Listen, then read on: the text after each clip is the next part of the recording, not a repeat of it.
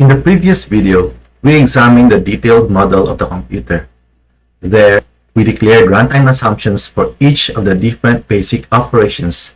They are fetch, store, addition, subtraction, multiplication, division, comparison, call, return, argument passing, array address calculation.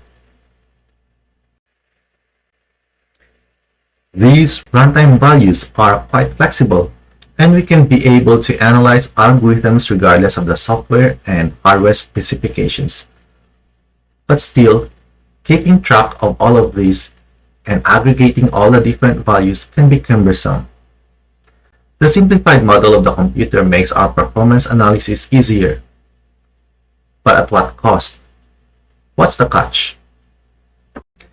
In this video, we shall explore the section Simplified Model of the Computer in this data structure and algorithm series. The cost of adopting the simplified model is that we will lose some level of accuracy. The detailed model would have been a better choice in terms of richness of performance indicators, and the overuse of the same Greek letter. And I'm not even complaining about the tongue twisting part. So, how can the simplified model make us happy? By giving more assumptions. This time, there are only two assumptions.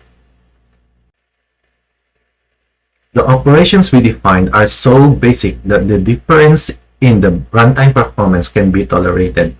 Thus, when any of the basic operations enumerated earlier is executed in the CPU of the computer, it takes one or few CPU ticks to complete the process.